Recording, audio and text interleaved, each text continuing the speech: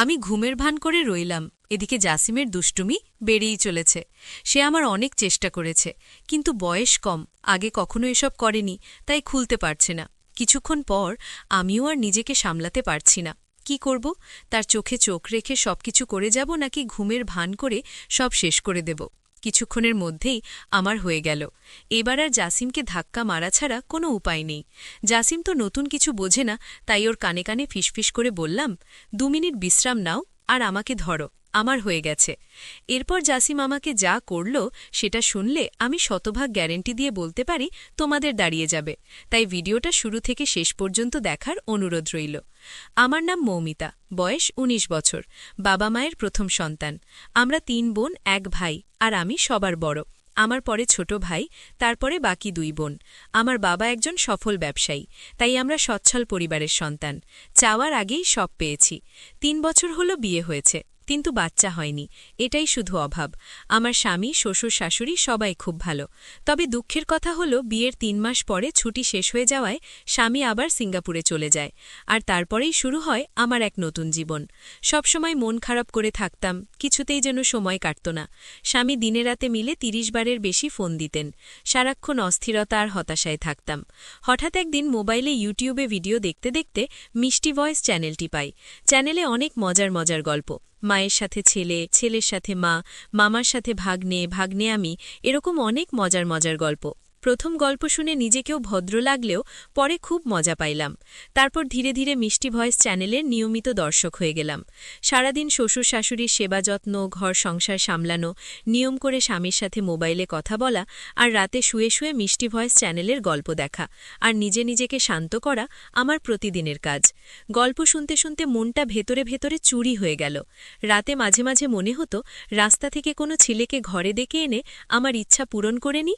এভাবে গল্প শুনে সময় কাটানোর কিছুদিন পর হঠাৎ একদিন আমার জীবনে এলে সুপুরুষ। হাসি আর ঠাট্টার ছলে নিজের অজান্তেই জড়িয়ে পড়ি প্রেমে। বিশ্বাস করেন আর না করেন, এখন আমার কাছে সারা পৃথিবী একদিকে আর অন্যদিকে আমার প্রেম। বৈধ বলেন আর অবৈধ বলেন, আমি আমার প্রেমিককে ছাড়া বাঁচব না।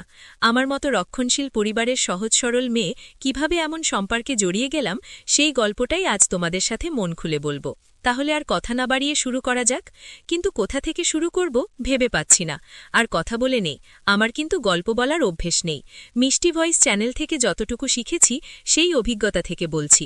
সবসময় অন্যের গল্প শুনি, তাই ভাবলাম আজ নিজের গল্প সবার সাথে শেয়ার করি। গল্পের নায়ক বলেন আর খলনায়ক বলেন, তার নাম জাসিম। জাসিম আমার স্বামীর আপন বড় বোনের একমাত্র ছেলে, মানে সম্পর্কে সে আমার ভাগ্নে হয়। জাসিম খুব শান্ত স্বভাবের ছেলে। বিয়ের সময় জাসিমকে দেখেছিলাম, কিন্তু ভালোমতো কথা হয়নি তখন। জাসিম তখন এসএসসি পরীক্ষার্থী। পড়াশোনার চাপে মামার বিয়েতে ঠিকমতো বেড়াতে পারেনি। জাসিমের বাড়ি গ্রামের দিকে, তাই এসএসসি পরীক্ষায় পাশ করার পর জাসিম আমাদের বাড়িতে, মানে আমার শ্বশুরবাড়ি থেকেই পড়াশোনা করত। আমাদের বাড়ি থেকে জাসিম যে কলেজে ভর্তি হয়েছে তার দূরত্ব ছিল মাত্র 200 মিটার। জাসিম প্রতিদিন সাইকেলে চড়ে কলেজে যেত। আমার শ্বশুরবাড়িতে ঘর ছিল মাত্র একটি, তবে জাসিমের পড়ালেখার কথা চিন্তা করে বড় ঘরটার পাশে ছোট্ট পড়ার ঘর তৈরি করে দেয়া হয়েছিল। ঘরটা চেয়ার টেবিল সহ খাটিয়া ছিল। তবে রাতে জাসিম বড় ঘরটাই 1 রুমে থাকত। আমাদের বড় ঘরটাই 3 রুম। 1 রুমে আমি, আর একটা রুমে আমার শ্বশুর শাশুড়ি থাকত। মাঝখানের রুমটা অবশ্য ফাঁকা ছিল, তবে জাসিম আসার পর মাঝখানের রুমটা একটা খাট বসানো হয় এবং জাসিম মাঝখানের রুমটাই থাকে। রাতে পড়া শেষ করে এসে মাঝখানের রুমটা ঘুমায়। জাসিম খুব মেধাবী। এসএসসিতে সে A+ পেয়েছে। জাসিম কথাবার্তা খুব কম বলে, প্রয়োজন ছাড়া কারো সাথে কথা বলে না, এমনকি তার নানা নানির সাথেও না, আর আমার দিকে ঠিকমতো তাকায় না। আমার শ্বশুর শাশুড়ি বয়স্ক মানুষ, সারাক্ষণ ঘরেই থাকেন। শ্বশুর চশমা ছাড়া ঠিকমতো চোখে দেখে না, আর শাশুড়ি হাতির মতো মোটা শরীর নিয়ে নড়তে পারে না। সারাক্ষণ বিছানায় শুয়ে শুয়ে পান চিবায়। শ্বশুর দিনের বেলায় এদিক ওদিক গেলেও শাশুড়িকে আজ পর্যন্ত ঘরের বাইরে যেতে দেখি নাই। সে যাই হোক, জাসিম আমাদের বাড়িতে এসেছে 22 দিন হলো। এখন অবধি আমার সাথে ঠিকমতো কথাই বলেনি। আমাকে খুব লজ্জা পায়। আমি আর জাসিম একসাথে খাওয়া দাওয়া করি। শ্বশুর শাশুড়ির খাবার তাদের বিছানার উপর দিয়ে আসি, আর আমি জাসিম একসাথে খাই। জাসিম বাড়িতে আসার পর আমার স্বামীর ব্লগ চ্যানেলের গল্প দেখা আর হচ্ছে না, কারণ পড়া শেষ করে এসে কখন ডাক দিয়ে বলবেন আমি দরজা খোলো, তাই সারাক্ষণ তার অপেক্ষায় থাকতাম। সে খুব পড়াশোনা করত, আর রাত 10টার আগে খেতে আসতো না, মাঝে মধ্যে তো 1টা পর্যন্ত পড়তো। আমি প্রায় ঘুমিয়ে যেতাম। জাসিম তখন সামনের দরজায় ডাক দিয়ে না পেয়ে ঘরের বাম সাইডের দরজায় এসে ডাকত, অর্থাৎ আমি যে রুমটা ঘুমাতাম ঠিক ওই রুমটার বাইরে দরজার দিকে এসে ডাকত। তখন আমি লাফিয়ে উঠে গিয়ে দরজা খুলতাম। একদিন জাসিম অনেক রাত পর্যন্ত পড়ল, তা প্রায় রাত 12টা কি 1টা হবে, তখন আমি ঘুমে বিভোর। জাসিম এসে প্রায় 7 থেকে 8 মিনিট ডাকাডাকি করেও আমাকে জাগাতে পারছিল না। উপায় না পেয়ে সে রান্নাঘর থেকে মাছ ধরার ছিপ দিয়ে জানালার ফাঁক দিয়ে আমাকে গোত্তা মারল। আমি লাফিয়ে উঠলাম, তারপর গিয়ে দরজা খুলে দিলাম। আমি ভাত খাবার জন্য বাসন পরিষ্কার করতে চাইলে জাসিম বলে, মামি আমি ভাতও খাবো না, তুমি শুয়ে পড়ো। আমি বললাম, কেন, ভাত খাবে না কেন? ভাত না খেয়ে কেউ রাতে ঘুমায়?